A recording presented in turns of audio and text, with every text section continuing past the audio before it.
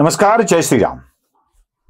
मला एक महानग परवा भेटला आणि या महानगानं काही गमतीदार श्लोकांचे अर्थ सांगायला सुरुवात केली. अर्थात श्लोकांचे अर्थ त्यानं त्याच्या मनाप्रमाणे केलेले होते, त्याला हवे तसे. ते एक पांडुरंगाष्टक आहे बघा, आणि त्या पांडुरंगाष्टकातल्या काही ओळी त्यानं घेतल्या, त्या जोडल्या आणि सांगितले की हा असाच अर्थ आहे. म्हणजे काय? महायोगपीठे तटे भीमरथ्या वरम पुंडरीकाय ध्यातो मुनींद्र्या समागत्य तिष्ठम रमानंद कंदम परब्रह्मलिंगम भजे पांडुरंगम. यातल्या मधल्या ओळी केल्या गायब आणि पहिली आणि शेवटच्या ओळीचा संदर्भ जोडला. म्हणजे कसा? महायोगपीठे तटे भीमरथ्या आणि परब्रह्मलिंगम भजे पांडुरंग. म्हणजे महायोग नावाच्या पीठाच्या कंपनीचे भीमरथ नावाच्या तेलामध्ये तळलेले परब्रह्माच्या लिंगाच्या आकाराचे पांडुरंग हॉटेलातील भजे खायला अत्यंत रुचकर लागतात. आणि लोक अवाक होऊन बघू लागले. एकानं सांगितलं रमा मंदिरम सुंदरम चित्प्रकाशम. म्हणजे काय? तर रमा चित्रपटगृहामध्ये सुंदर असा चित्रपट प्रदर्शित झाला आहे. लातूरवाले असतील ते, रमा थिएटर तिथे चालू होतं तेव्हा, त्या काळातली गोष्ट.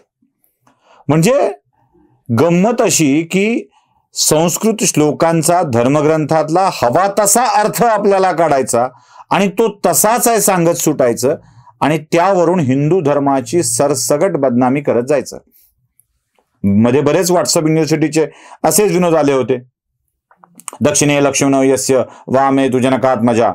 म्हणजे दक्षिणेकडून लक्ष्मण येत असल्याचं बघून तिथे म्हणाले जनका तुझी मजा आहे. अरे याचा अर्थ काय माहिती आहे? पुरतो मारुतो यस्य, म्हणजे पुढे मारुती आहे, दक्षिणेला कोण उभा आहे, डावीकडे कोण उभा आहे, उजवीकडे कोण उभा आहे, आणि मग जनकात मजा आहे, ती सीता उभी आहे.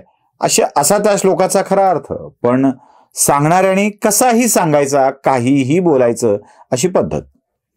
काहीतरी करून ते मध्ये नव्हते का, ते एक राष्ट्रवादी काँग्रेसचे एक नेते होते बघा, त्यांचं काय नाव, ते बिनामोलाचे मूतकरी, आपला मीठकरी, चांगले शब्द वापरले पाहिजेत ते. तर त्याने नव्हतं का म्हटलं की मम भार्या समर्पयामी. नसलेला मंत्र टाकून द्यायचा. नसलेला मंत्र ही सवय लागली आहे. आणि या अशा नसलेल्या मंत्रांच्या, नसलेल्या आधारांच्या आधारावर या हिंदू धर्माला बदनाम करण्याची वारंवारची कृती होत आली आहे. खास करून स्त्रियांच्या बाबतीत असे अगोचर प्रकार नेहमीच केले जातात. म्हणजे हिंदू धर्मात स्त्री विनिमयाचं साधन आहे, तिला विक्री केलं जाऊ शकतं, तिला फार वाईट स्थितीत समजल्या गेलं आहे, तिला आपला वर निवडण्याचा अधिकार नाही, तिला आपलं मत मांडण्याचा अधिकार नाही, तिला तिची विक्री होऊ शकते, तिच्यासोबत धन घ्यावं. अरे अरे अरे अरे काय काय काय काय सगळं ऐकल्यावर असं वाटतं की काय बेकार धर्मात वावरतोय आपण. जरा मी तुम्हाला आता पुराव्यासकट सांगतोय, पुराव्यासकट. म्हणजे उगाच काहीतरी फालतूपणा सांगायचा आहे, बोलायचा आहे असं अजिबात नाही. मी तुम्हाला एक एक एक एक एक एक श्लोक दाखवतो आणि तुम्ही ते बघावेत. पहिल्यांदा दाखवतोय तो 8व्या अध्यायातला श्लोक. आता मी यावर बरेच भाग करणार आहे. मनुस्मृतीच्या 8व्या अध्यायातला श्लोक आहे. श्लोक क्रमांक आहे 358 आणि 359, दोन्ही आहेत. ते तुमच्या स्क्रीनवर तुम्हाला दिसत आहेत. म्हणजे मी उच्चारत का नाही, तर माझे उच्चाराचे दोष आहेत, त्या दोषात सगट ते उच्चार करू नयेत. वेगळाच अर्थ निघू शकतो. आधीच अर्थ काढणारे चिकार आहेत. दोषासहित उच्चारलं की अर्थ वेगळा निघतो. जसं माझ्या नावातलं सुशील चा पहिला शी केला की दगड होतो आणि दुसरा शी केला की चारित्र्य होतं. आता तुम्ही काय ठरवायचं ठरवा. मी दगडच मानतो स्वतःला, मी तरी दगडच मानतो. हा 8व्या अध्यायातला श्लोक बघा पुन्हा एकदा. 358 आणि 359 क्रमांकाचा श्लोक आहे, तुम्हाला स्क्रीनवर दिसतोय. त्याचा अर्थ असा होतो, जो कोणीही असो परक्या स्त्रीला अनुचित स्थानी स्पर्श करील, विनयभंग करील, तो त्याला देहांत प्रायश्चित्त द्यावं. स्त्री कोणत्याही वर्णातली असो, स्पर्श करणारा कोणत्याही वर्णातला असो. 4 वर्ण, 4 वर्णातल्या कोणत्याही स्त्रीला अनुचित स्थानी स्पर्श करील, तिच्या मंजुरीशिवाय त्याला देहांत प्रायश्चित्त द्यावं. स्त्रीचा विनयभंग सुद्धा मनुस्मृती मान्य करत नाही.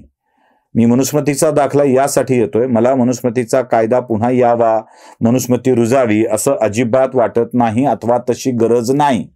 पण माझ्या सनातन धर्मातल्या धर्मग्रंथांनी सांगितलेल्या गोष्टी चुकीच्या नव्हत्या. म्हणजे पुढच्या भागात तर मनुस्मृती आणि भारतीय संविधानातले कायदे किती समान आहेत हे पण मी तुम्हाला सांगणार आहे, अगदी पुराव्यासकट सांगणार आहे.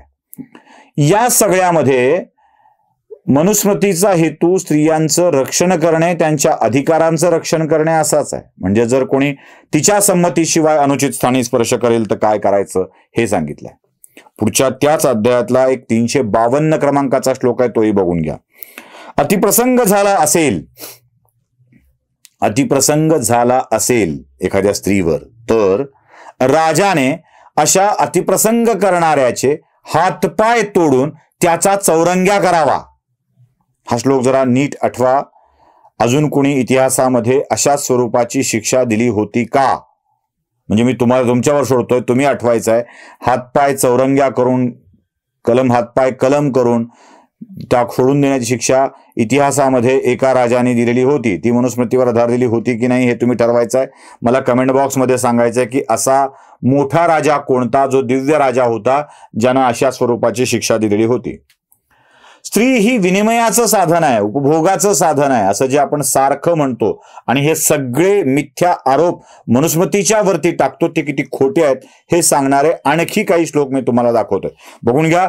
3ऱ्या अध्यायातला 51वा श्लोक तुम्हाला मी दाखवतोय, ज्यात स्पष्ट म्हटलंय म्हणून कन्यादानाच्या वेळी वधूपित्याने वरपित्याकडून कोणतेही धन घेऊ नये.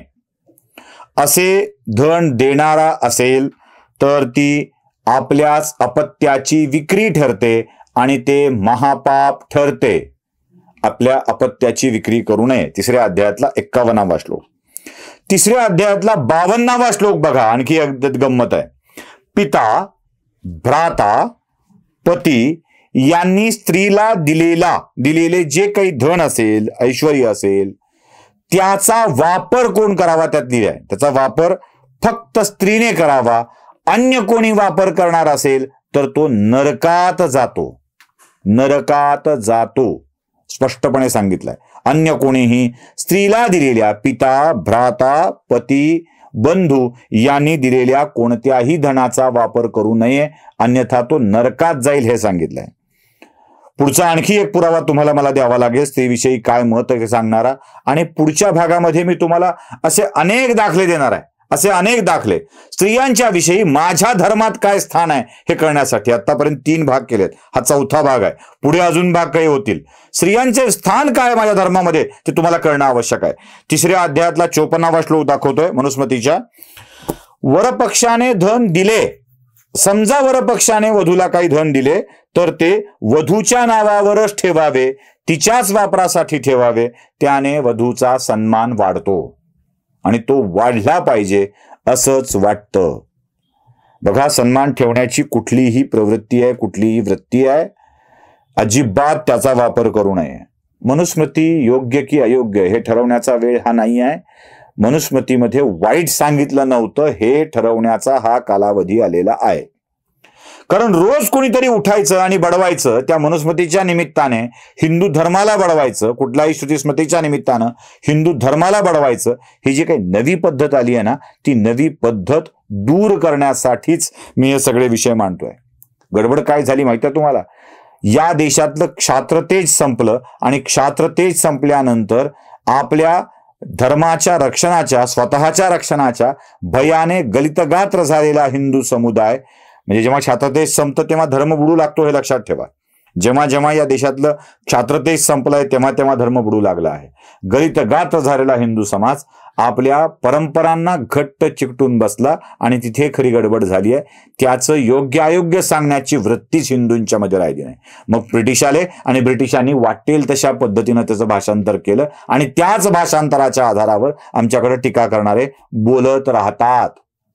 म्हणूनच मनुस्मृतीमध्ये काय किंवा हिंदू धर्मात काय स्त्रियांना अपमानजनक स्थान नव्हतं हेच लक्षात घेणं आवश्यक आहे. नमस्कार.